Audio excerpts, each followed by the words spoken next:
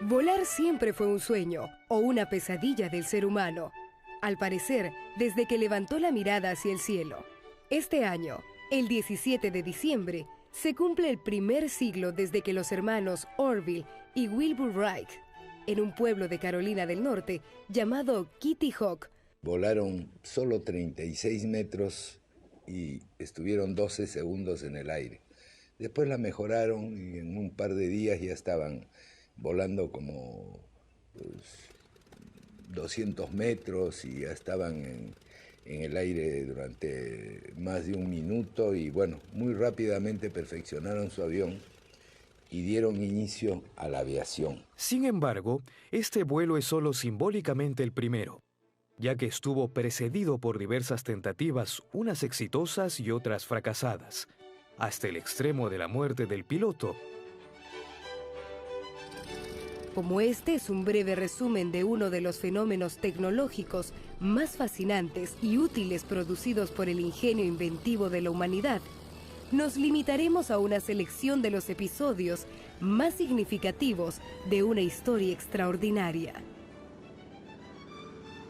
El comienzo del ansia de volar, característica impersonal del ser humano, puede simbolizarse en dos nombres y sus respectivas teorías. Roger Bacon, en el siglo XIII, propuso un sistema de alas como las de las aves, y 3 siglos más tarde, Leonardo da Vinci dibujó los planos de un ornitóptero de alas batientes que nunca construyó. El planeador tuvo que esperar 3 siglos más. En 1855, Jean-Marie Lebris, un francés, construyó un planeador, copiando las alas del albatros, en el que realizó un corto vuelo. Y más adelante, en 1896, un inventor alemán llamado Otto Lilienthal se mató al caer el planeador que había construido inspirándose en las alas del murciélago, y en el que venía volando desde 1891. Pero el planeador ya había nacido y continúa volando en todas partes.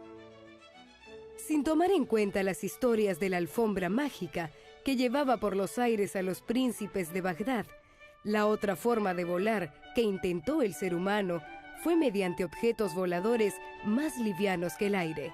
Vale decir, globos o estructuras inflados o llenos de aire caliente o de gases livianos, como por ejemplo el hidrógeno.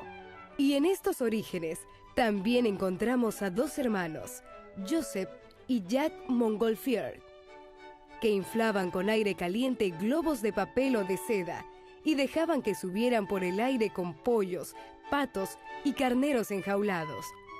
Ellos nunca volaron. Pero en 1783, 2 jóvenes franceses, Rossier y Arlande, sí lo hicieron.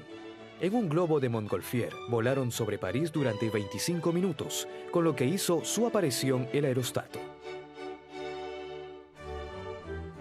Pero estos globos no podían ser dirigidos. Volaban por donde los llevaba el viento. Y como la necesidad crea su solución, apareció el aerostato, que podía ser dirigido y se llamó precisamente dirigible. El brasileño Alberto Santos Dumont, a quien volveremos a encontrar en relación con los aviones, construyó 14 dirigibles, bastante primitivos, pero que realizaban un vuelo dirigido, impulsado y orientado por un motor de gasolina. En 1906, Santos Dumont voló por primera vez un avión en Europa. En Europa nunca se había visto volar un avión.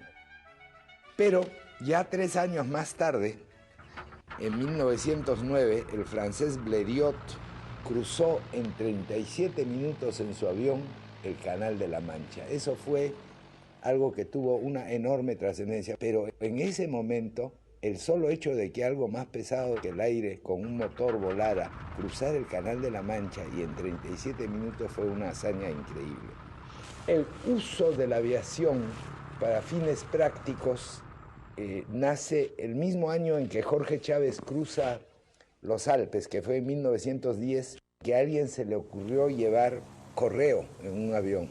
el país fanático del correo, inventor del correo con estampillas, Inglaterra. Fue una distancia corta, unos cientos de kilómetros. Fue una hazaña importante. Un hito en el uso práctico del avión.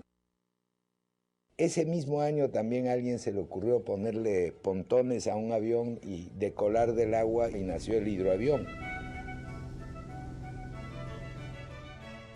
Un año más tarde ya el avión entra a otra dimensión. En 1911 cruza de California a Nueva York, todos los Estados Unidos, 7.000 kilómetros en 49 días. El Pony Express lo hacía a caballo más rápido, ¿eh? Al año siguiente ya los franceses construyen un avión rápido. Este avión volaba a 160 kilómetros, un Deperdussin, era un avioncito chico con un motor relativamente grande.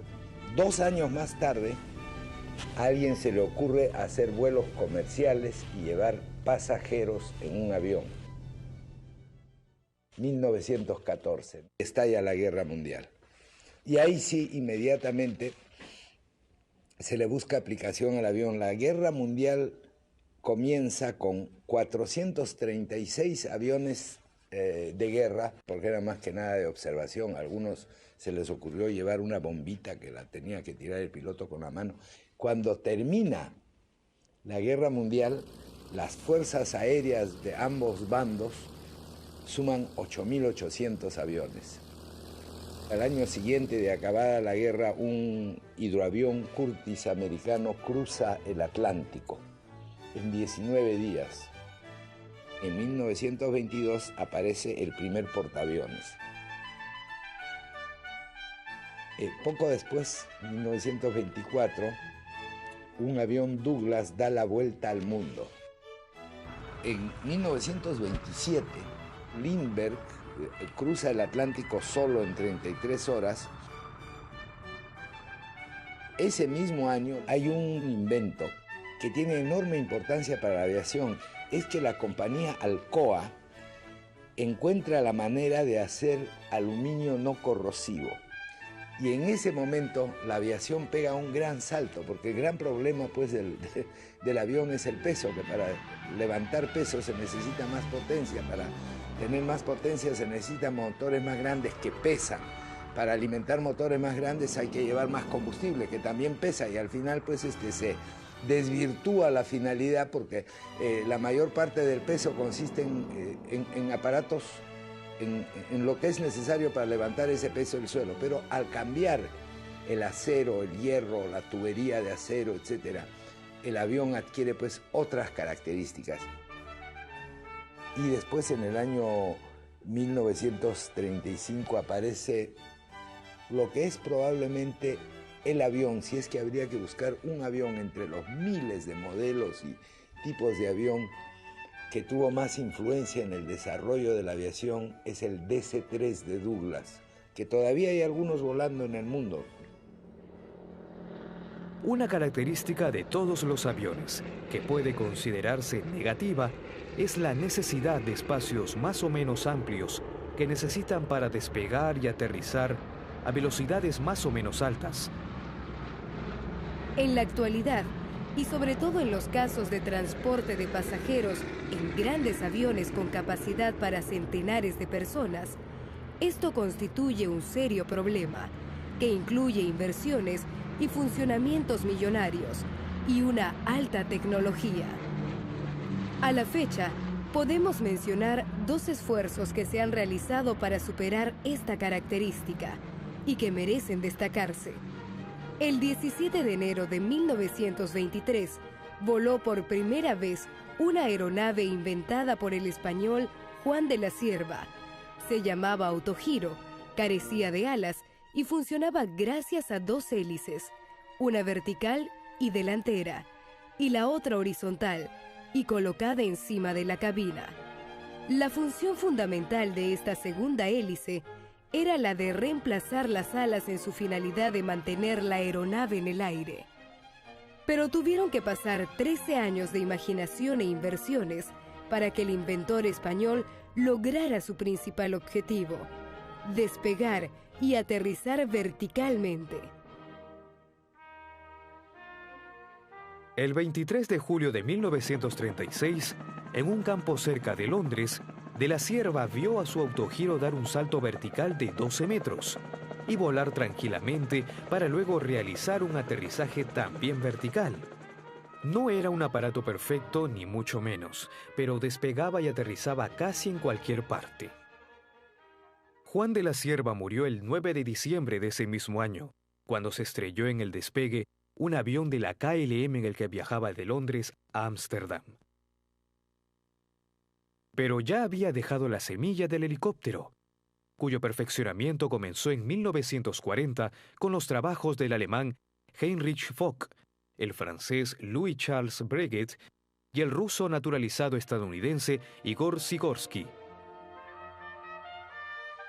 Con el helicóptero muy superior en todo sentido al autogiro, se afirmó la presencia de un capítulo de extraordinaria importancia en la historia de la aeronáutica, cuyas características, perfeccionamientos y multiplicación de actividades en la paz y en la guerra, por desgracia, lo han convertido en un complemento esencial del avión, si bien está muy lejos de reemplazarlo. Sintetizando sus características esenciales, las mencionaremos, lo que bastará para comprender su extraordinaria utilidad. Despegue y aterrizaje verticales, DAV. Permanencia inmóvil en el aire. Volar donde cualquier tipo de avión no podría hacerlo.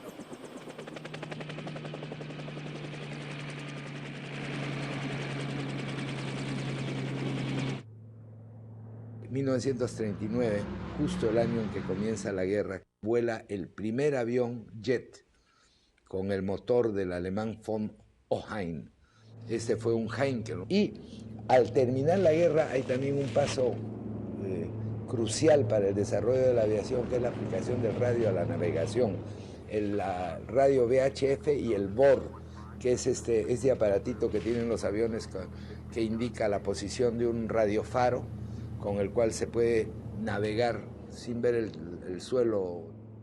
Y después viene ya el desarrollo de los jets. En 1947 en Corea aparece el primer jet MiG, ya para entonces los americanos sacan sus jets. Y en 1949 el avión desempeña un papel crítico en la Guerra Fría y demuestra la viabilidad del suministro aéreo con el famoso airlift, o sea, el puente aéreo de Berlín, cuando los rusos aíslan Berlín y cierran las carreteras de acceso, y Berlín sigue siendo de Alemania Occidental, pero está metido dentro de Alemania Oriental, que es comunista en ese momento, y impiden el abastecimiento y cercan la ciudad. Entonces los norteamericanos hacen un puente aéreo con aviones saliendo cada 3 o 4 minutos, entrando y aterrizando al aeropuerto de Tempelhof, que queda en el centro de Berlín, la mayoría de ellos DC-3.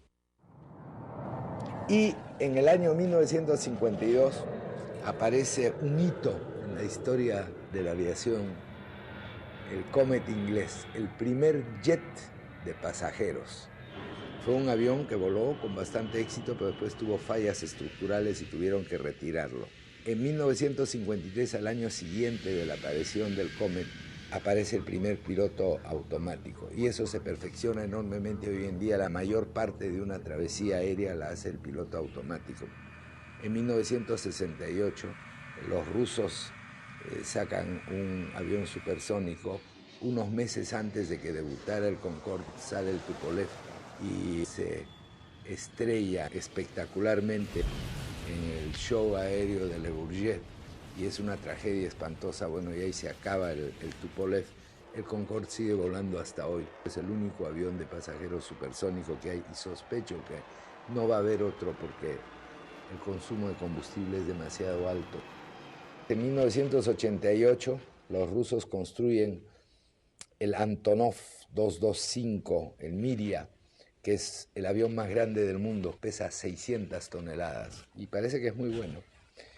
Y en 1994 vuela el primer avión totalmente sin piloto, no tiene ni cabina para el piloto ni nada, es el llamado el Predador para fines militares, pero es un avión que decola, vuela, va, viene, saca fotos, vuelve a aterrizar, y en fin, hace todo lo que hace un avión y no lleva a nadie a bordo. En el año 2000, Airbus, la empresa aérea europea que es la única competidora que tiene Boeing en el mundo y que parece que le está sacando ventaja, comienza con el Super Jumbo. Muy pronto debería ya entrar en servicio.